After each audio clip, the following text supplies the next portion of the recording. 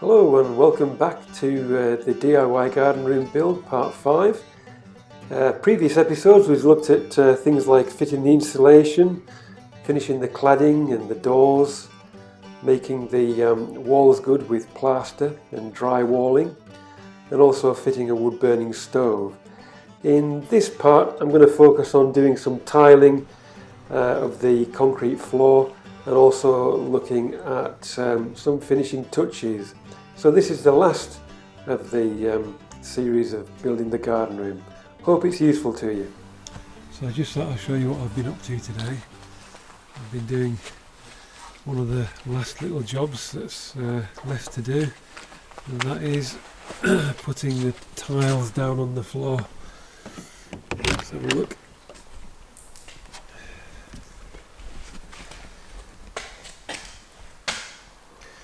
You see there's a strip at the far side. What I've done is I've spaced the tiles out across the floor so that I end up with an even spread of tiles and the same sort of strip down that edge as well. So they're quite almost like landscape shaped tiles. So I've got tiles to cut down the middle to go up there, so that's going to be fun to do. You'll notice that I laid the tiles parallel to the doorway, the opening. In the middle of the room there you can see a bucket full of water. I'm just making sure at the last of the end of the evening here that I'm getting the tile surface nice and clean, getting rid of any surplus cement that might have spilled over onto the top of the tile. And the following day I'll just finish by cutting those tiles along the top edge there and the bottom edge. As I was filming this little piece regarding the floor tiles, I was also just trying to point out that I've got the electricity fitted. You can see there's 4 spotlights in the ceiling. All the sockets are installed. Got a little heater there in the corner. The fire is fully fitted here as well. And also the drywall plastering has been quite successful really, all painted white and very few blemishes and marks after sanding it down and making it as smooth as I could. The following day I was able to get on and finish off that tiling. You can see me here just cutting open a bag of tile cement, adding it to a small amount of water in the bottom of that red bucket. You'll also see that I've got a tile cutter at the back there on that little table, and that was really essential for cutting the little bits and pieces out of the tiles to fit round the profiles of the doorways and to cut those long sections of tiles at the back and at the front of the room.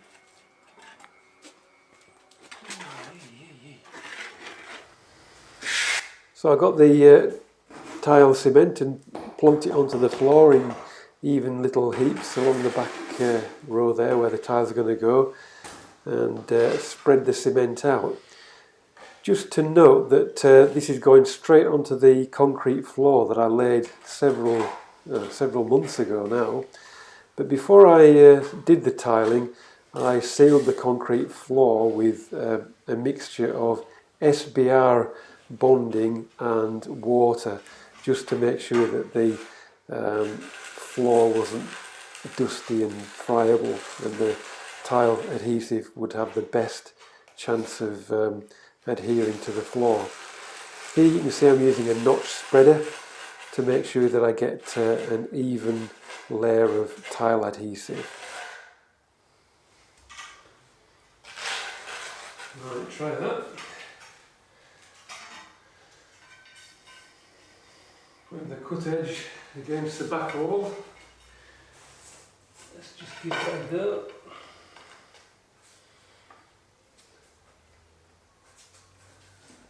Seems okay to me.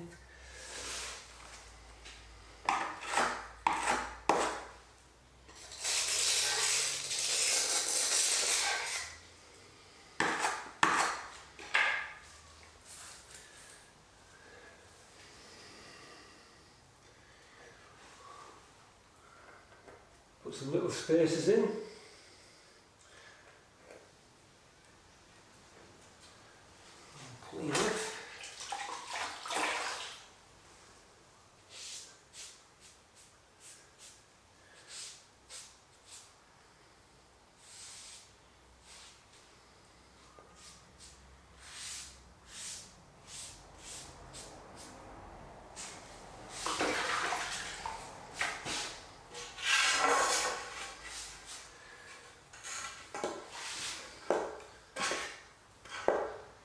see that. Level.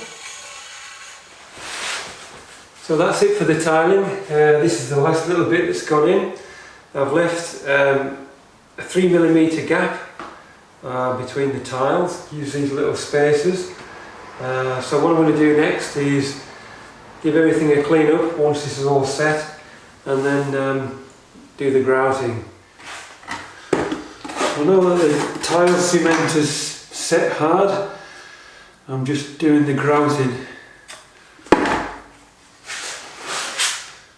So it's using one of these sponge type floats and just filling the gaps.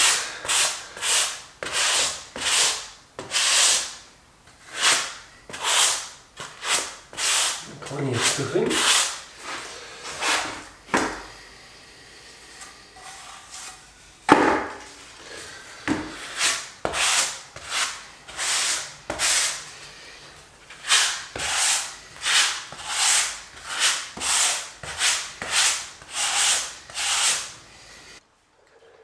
You'll notice during this task of grouting the ceramic tiles that there's quite a lot of kneeling. So just from the point of view of your knees, make sure that you have some sort of cushions or pads either inside your trousers at the knees, or some sort of garden foam mat that you can put down, because it is quite painful after a bit.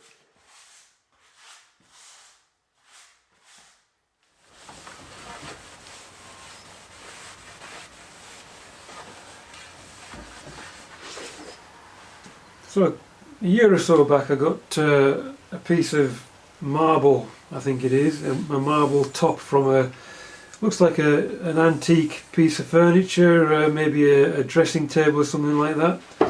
And I thought I'll use that in the new summer house, the garden room that I'm building, because it's quite near to the pizza oven. And with it being marble, it would be a nice surface to actually prepare the pizzas on, rather than doing it in the kitchen then walking up from the house up to the pizza oven. So the garden room's right next to the pizza oven. So what I'm going to do is I'm going to make a cabinet from bits of scrap material that I've got. Something to go at worktop height, kitchen worktop height, and then just mount this on using some silicone, I think. There's a bit of a worrying crack line down here, but I'm not sure if that's, I can't actually feel a crack, whether that's just part of the fabric of the marble or not, I'm not sure. So that's the plan, is to build a little cabinet for this to go on top of. So it's raining outside today, so it's a good opportunity to work in the shed. And what I've done is I've built the cabinet for the little piece of marble that I've got. The marble will go on the top of here. So there's just bits of timber that I've used up from what I've got lying around. I used some sterling board from the top of the roof deck of the shed, some offcuts of sterling board, and I'll just cover it with this 6mm MDF, so that will kind of fit on the front, like so. There's going to be a shelf across here, and then a divider coming up to support the shelf because it's quite a long span. So I'm well on the way with it. I've given it a bit of a tidy up. Next job is to paint it. So I finally got the components of the cabinet put together. What I've done is I've routed out a groove for the shelf and for this little upright bit here, and I've painted the surfaces, and I've left the thing here all in bits, just waiting for the paint to dry. It's taken quite a long time because it's quite cold now, and it's ages before the paint sort of tacks off properly. But anyway, it's dry now. So what's next? I think I'm going to do yeah, I'm gonna have to do some facing of the front edges here. So I've sorted out some hardwood. I've got an old, you can see I've already cut into it, but it's an old mahogany shelf. and I think there might just be enough of this mahogany shelf for me to cut down with my table saw to make some thin strips to cover the front edge of this, and also to put an edge down each side and across the top here. So that's the project for today. So I set about gluing and pinning all the little bits and pieces together. Doing some finishing touches of the plinth with some top coat paint. Fitting the shelves in place.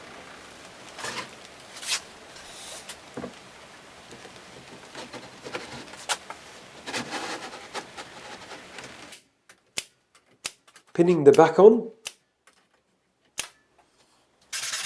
I cut the mahogany strips out of that old piece of shelving, and here you can see I'm just sanding them down and getting them shaped up, ready to fit onto the cabinet fronts.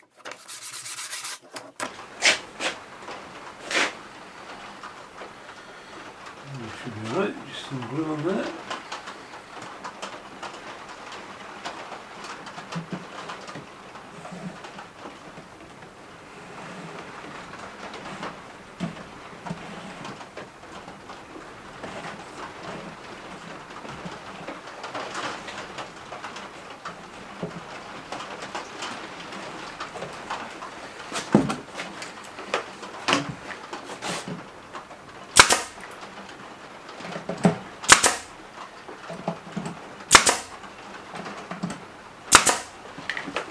Brilliant.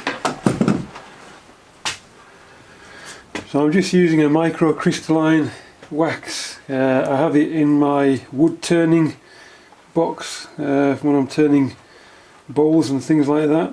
Just use a bit of wax. So I thought I'd use it on this bit of mahogany here. Seems to be effective. Just needs to be coated really. It's food safe, tough and water repellent wax for all woodwork, so I'm happy with that.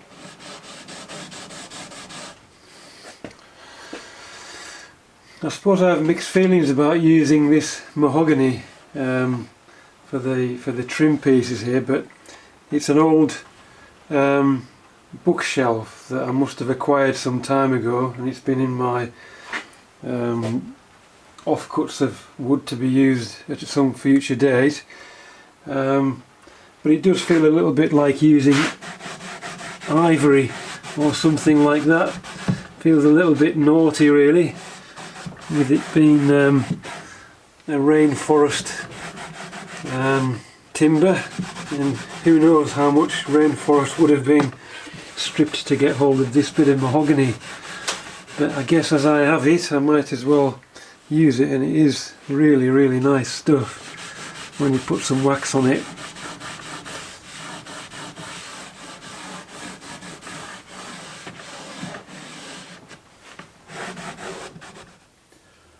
Well, it's early November 2020, and at last I can finally say that the garden room project is now finished. It's come to a conclusion. The last thing I did was put this little cabinet in, which has fitted in quite well there. It's got a nice marble top from an old dressing table, I think, something like that. And I finally got the wireless access point installed, the internet's up here as well, so everything's sort of in place really. All the electrics are working. I've got the heater on, which is just providing a little bit of background heat. So it's a 4x3 garden room, 4 metres wide, 3 metres deep, and I've got the heater. It's a 1.5 kilowatt heater, and it's perfectly adequate. I did install a wood burning stove, and I had that on yesterday. It was pouring down all day yesterday, so that was a great thing to have in here. I've moved a chair in just so that I can sit down. Got a couple of rugs. Obviously we've got a few more fixtures and fittings to sort out, but essentially that's it. Hope you found this little mini series about the garden room construction useful.